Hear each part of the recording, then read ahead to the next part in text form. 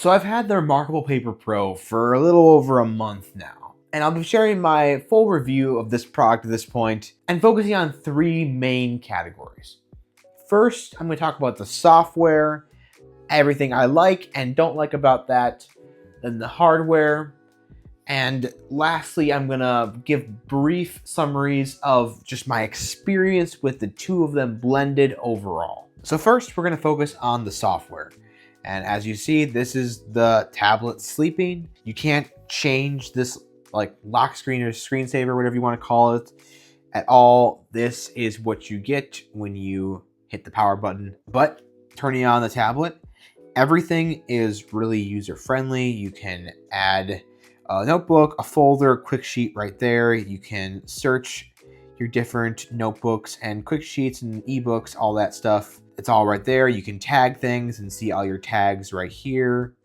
You can do favorites, or you can filter by what kind they are, the notebook, the PDF, or the ebook. You have a trash bin, so if there's something you recently deleted, you can get it out of there without it being permanently gone forever. And if you ever forget how something works, how the gestures work, or different features, you can use some of these built-in guides here or scan this QR code and get even more tips and inspiration, guides and walkthroughs, all that stuff at reMarkable's website. And if you make a quick sheet here and go into a notebook, all your options here are really easy and kind of self-explanatory.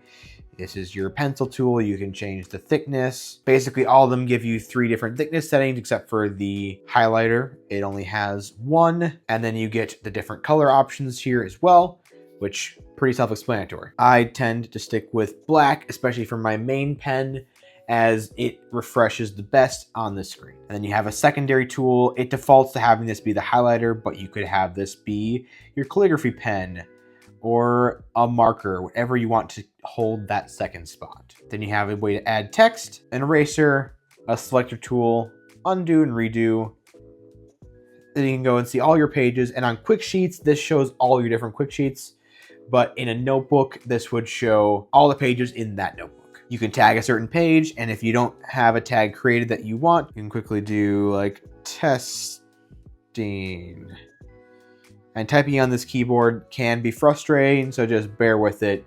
That's why, unless you had to type folio or something like that, I would not really be adding text to your notes, unless you really have to for some reason. So if I create that, then there is that tag here, and this is now a tag. And right here are your layers, so if you want to separate your drawing or notes onto different layers of the actual note and page itself, you can do that right here, or if you want to change your template after you've already created it, you can do that right here. A good set of options here. I really like the US College standard for all my general note taking. I like pretty thin lines, and this gives me a bit of a margin to do numbers or dots or whatever system I'm doing to take notes. But of course, you've got all these more creative style ones here. You've got grid layouts of all different sorts and kinds. Some organizer ones like storyboards, checklists, planners, and then your lines. And you can do landscape note taking, and there are separate templates for that as well. Something that reMarkable does not allow, that there is a lot of other companies that do allow, is adding your own custom templates to the Notes app. You get what you get with reMarkable, and you don't throw a fit. And then this is the option to present with screen share. You need a connection to internet or a cloud service, and I don't have this hooked up to Wi-Fi at the moment, so it will not work here. Or you can send something by email, so you can export your notes somewhere else or give them to a coworker or whatever you need to do there, or just convert it to text. So for example, if I got a bit of text right here, I can go here and convert to text. And it asks you what language, confirm, but you do need Wi-Fi to do this. So I'll show that again here. So see, it does not allow me to do that as I do not have a Wi-Fi connection. So let me quickly add that and we'll get back to it. Looks almost perfect. It just missed the apostrophe I had with let's, as you can see here, but it was a little bit of a sloppy one, so we'll give it that. You also access this handwriting conversion by just selecting a chunk of text and hitting that same button.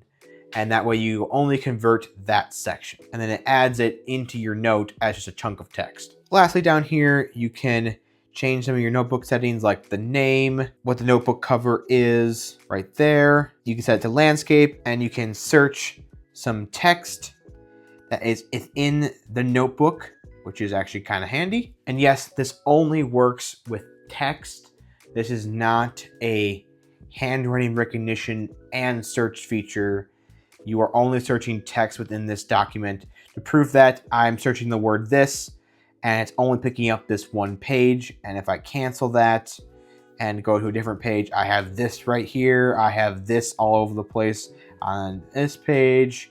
So clearly it is only searching text. But it could be a good way to mark certain pages by just converting certain words to text. And that could be a good way to search the notebook. So definitely keep that in mind. I think that's very nice that they have that there. And you can add a page this way, or you can just swipe over and push add a page. And to navigate pages, you just swipe between them and use a 2-finger scroll to go up and down or left to right. And it defaults to this kind of fixed box here where you can stretch the notebook out a little bit, add some extra margins, and it has infinite scrolling. So you can just keep scrolling as far down as you want to go and extend the page with it. And honestly, the infinite scrolling feature is probably my favorite reMarkable feature ever. I wish that was on every other ink tablet, but it just isn't. I don't know why they don't have that as a more common feature. It seems like a no-brainer to me to just add that infinite scrolling. I also will take this time to just talk about the software experience of the Stylus as well. And that is when you attach it, it shows the charge level right there on the side, which is nice.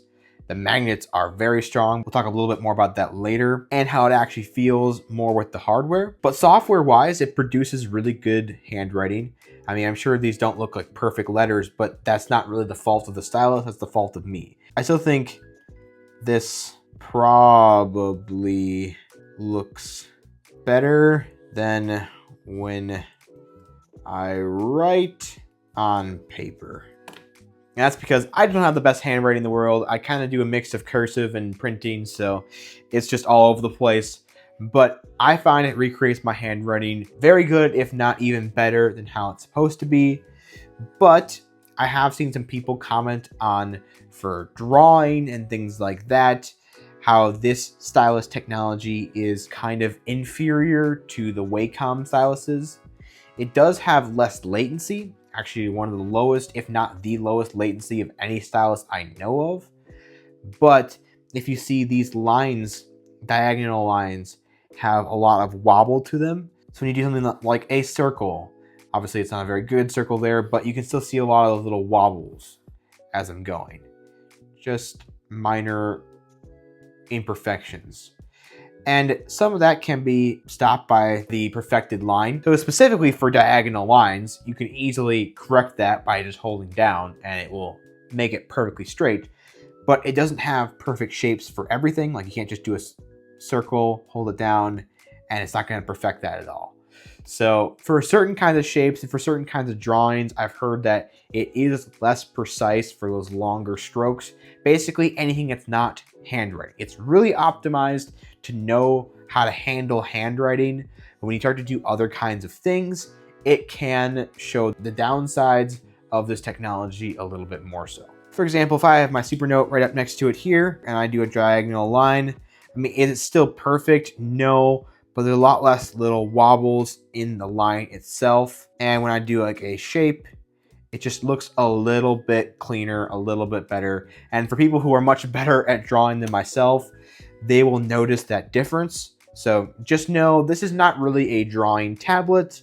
Even with the color as an option now, it's not really a drawing and painting artist tablet. It is much more of a note-taking device first and foremost. So really quick, before we move on from the software, I wanted to go into the settings quick and just kind of show you guys what you can and can't change. And the settings are pretty bare bones. You got your account here, you got language and keyboard, which if we go into that, you can switch your on-screen keyboard to all these different languages and your handwriting conversion to all these different languages here. Got your version number, tells you what your marker battery percentage is at here, and display, which lets you be able to put your device into a light sleep, where if you just leave it on after 20 minutes, it won't go to that sleep screen you saw at the beginning. It will keep whatever was shown on the screen, but just still put it into a sleep mode. So you still have to push the power button to turn it back on or something, but it still displays the content you were already looking at. But like it warns, it can reveal sensitive data. So if you don't want to do that, keep it off.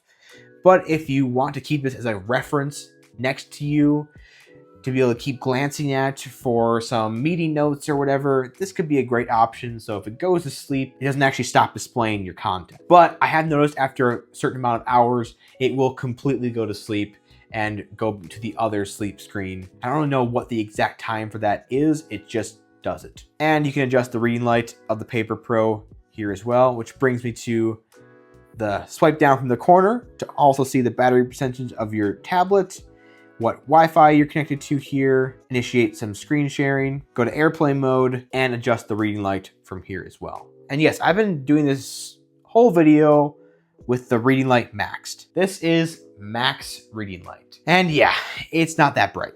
Just know this is not something to help you see during daylight hours or with plenty of light around you. This is only a reading light. I wouldn't even really call it a full front light, but yes, this reading light is on and we'll talk more about that later. So that's basically all the general settings. You got Wi-Fi here, you got battery, which has the auto sleep, which is good to keep on. It shows your storage here, and you can check your cloud sync here as well. And security also allows you to turn on and off that light sleep function.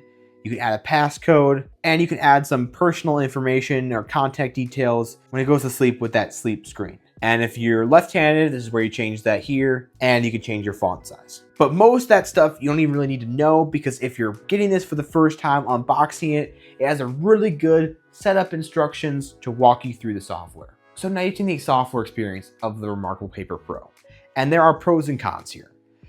Honestly, the biggest pro is how user-friendly it is. It is really easy to pick this thing up, go through their tutorial, and know how it works. There's not a lot of hidden settings or little tricks you can do in the software. It's pretty straightforward. So that is a big plus for especially anyone new to the e-ink world. So I can't complain with that. The cons are for someone like me, where I've experienced software on the Supernote, on Penstar, on books, and there's just a lot of things that these other tablets have that I want to see on reMarkable. For example, just an easy way to refresh your screen manually. There is no option or button that allows you to do that here on the reMarkable. And there are table of contents you can add, keywords, stars, all these different ways of organizing where you basically have tags, or you can kind of use the handwritten conversion stuff to search through a little bit. That's about it on the reMarkable. You've got lots of options here. You can do custom templates. I can really customize where my toolbar is at, turn it into a floating toolbar, or move it up top, or move it to the bottom, or move it to the side. Wherever I want it to be, that's where it'll go. Just so many little things like that is so easy. It has sensors to detect when you're in landscape mode to just turn it to landscape mode, versus to go into the options here and hit set to landscape. And it will only go to the one side. Yeah, I mean, it works in landscape mode. There's no doubt about that, but it just lacks some of the features that you'd expect with all these accessories and stuff. You're paying like $700 for this e-ink tablet. And it just doesn't quite scream top of the line as far as software. I heard another YouTuber say this. I think they were spot on with it. reMarkable kind of treats you like a kid a little bit. You know, they put on the kid gloves for e-ink, and sometimes we just want to be treated like an adult, where we can handle our own settings. We can refresh our screen when we want to, you know, things like that. It makes you feel like you have a bit more control over your device. This is pretty locked down. But again, that's sometimes the Apple versus Android debate too. You know, Android, they're so open source, they're so free, but is it actually better? Or is the guided perfect experience that Apple wants you to have, is that actually just better? And I think it depends on the person. There are people who are using reMarkable and just love how reMarkables work, and they don't really need anything different. And you know what? Great. I am glad for you. I've kind of gotten a taste for the Supernote and tablets like it, and I don't think I could go back to a restricted platform solely like this.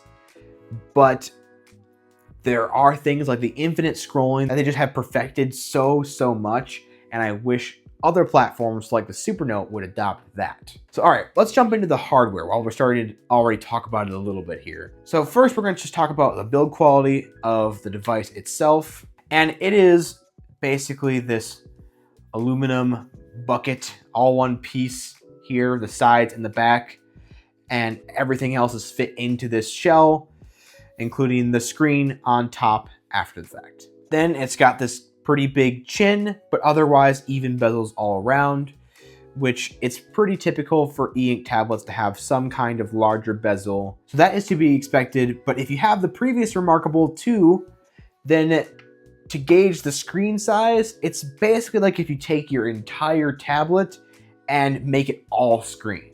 That's roughly the size of screen you're getting here, which it is nice. I actually really like this screen for note-taking. I think they found a pretty much perfect size where it's not ridiculously huge, but it gives you basically a full sheet of paper to work with, and I like it a lot. And it has like these ridges on the sides here of the aluminum. It's still very thin. It's as thin as the iPad Pro 13-inch, so 5.1 millimeters, just ever so slightly thicker than the previous reMarkable 2. It's got these nice rubber feet to stop it from sliding around on your desk, and it does a really good job of that. And it's got reMarkable engraved in the back here, and some pins for the type folio if that's something you want to use. And the screen feels relatively smooth for actually how textured it is, but to your finger, it feels nice and easy to glide on. Honestly, I wish iPad screens could be like this to a degree, like where they feel so smooth to your finger, but as soon as you apply a particular stylus, like the Apple Pencil, now it's super rough and it gives the perfect amount of grittiness for paper. I think that would be awesome, and reMarkable really nailed that. And if you're curious about the exact weight, well, in grams, it is 527. It's according to my scale here. And if you add on the stylus, it makes it 545. So not too heavy at all. I don't have any of the folio covers, the type folio or anything like that, so I can't show you the weight with it with a folio. But yeah, I don't think this feels overly heavy, but it definitely has some weight to it. And I mean, it's definitely a lot lighter than my tiny Supernote tablet that's made out of plastic. And the stylus here is made out of great quality materials as well. As you just saw, I missed one software feature, which is now when you remove the stylus from its magnets, it automatically takes your tablet out of sleep mode, which is actually really handy, especially since they don't really have like an auto sleep, auto wake thing. This at least wakes up your device when you're ready to start writing, and that has been helpful. But the stylus is made really well.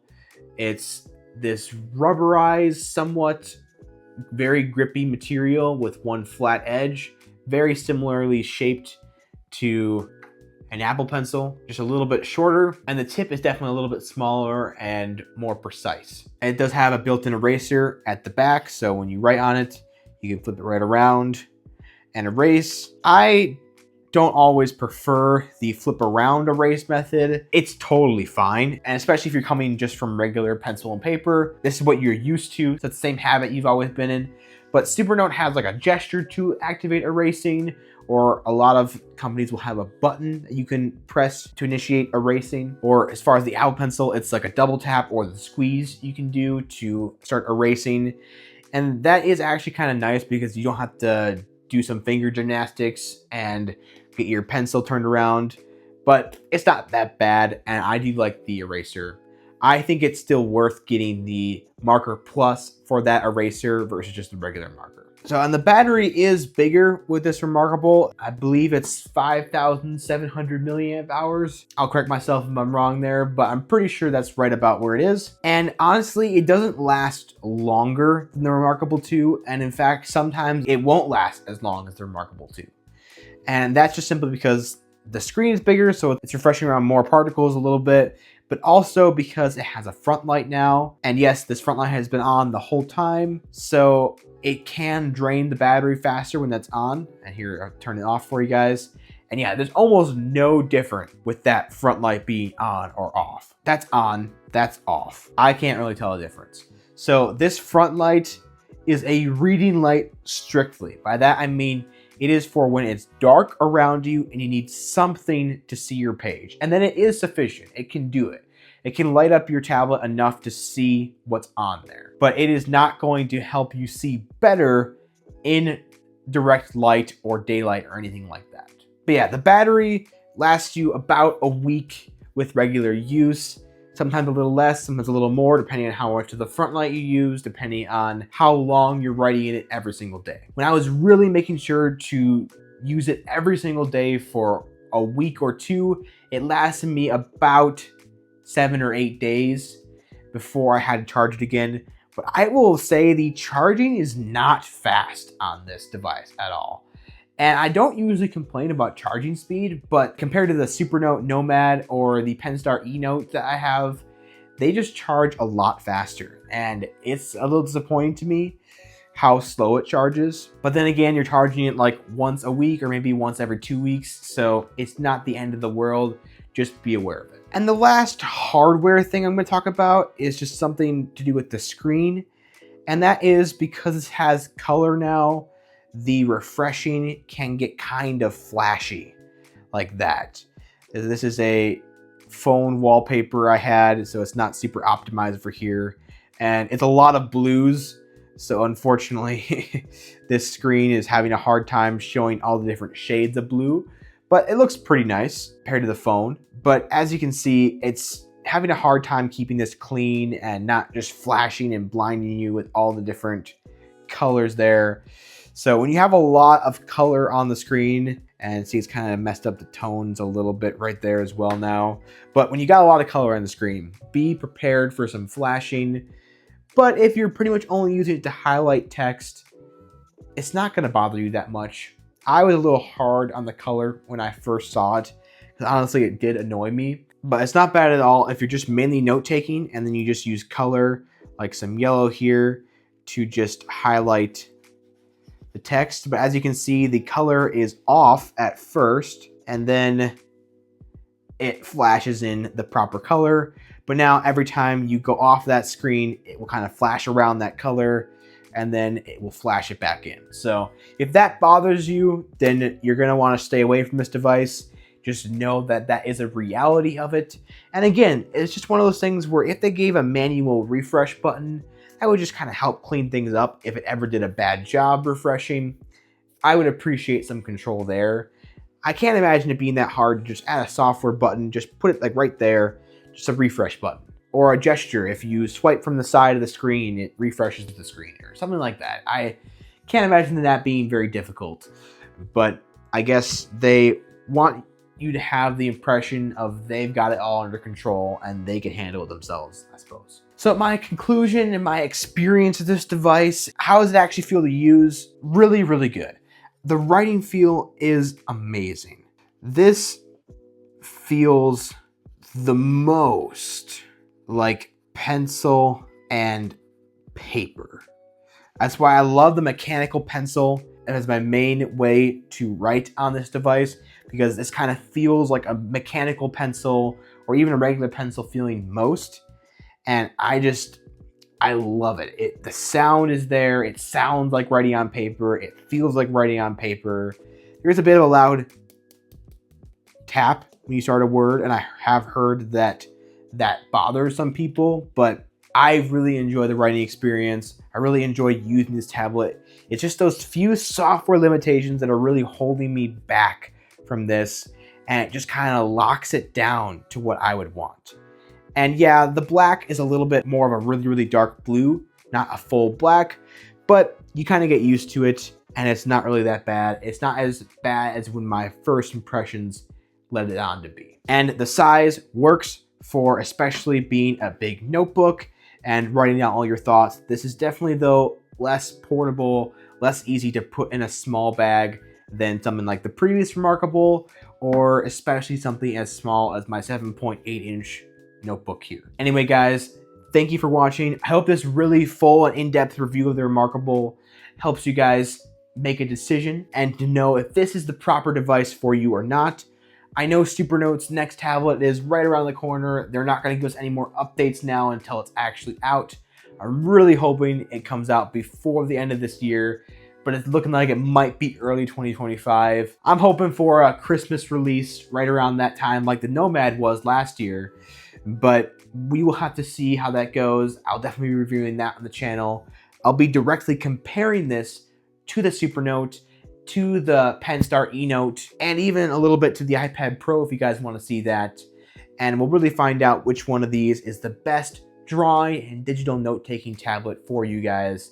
So stay tuned for all those comparisons coming up and for my full review on the Penstar eNote and a few other products here as well. And if you guys love the new studio and you want to know what equipment is in here and running this setup now, it's all going to be linked in the description down below. Let me know if there's anything I should add in the background or any changes I should make to the studio, how things are sounding, how things are looking visually. Any advice would be greatly appreciated, and I'll take it all under great consideration. And if you enjoyed this video, please give it a like, comment below, and subscribe to the channel. My goal is 5,000 subscribers before the end of the year, and I hope we can make it. And as always, have a great rest of your day.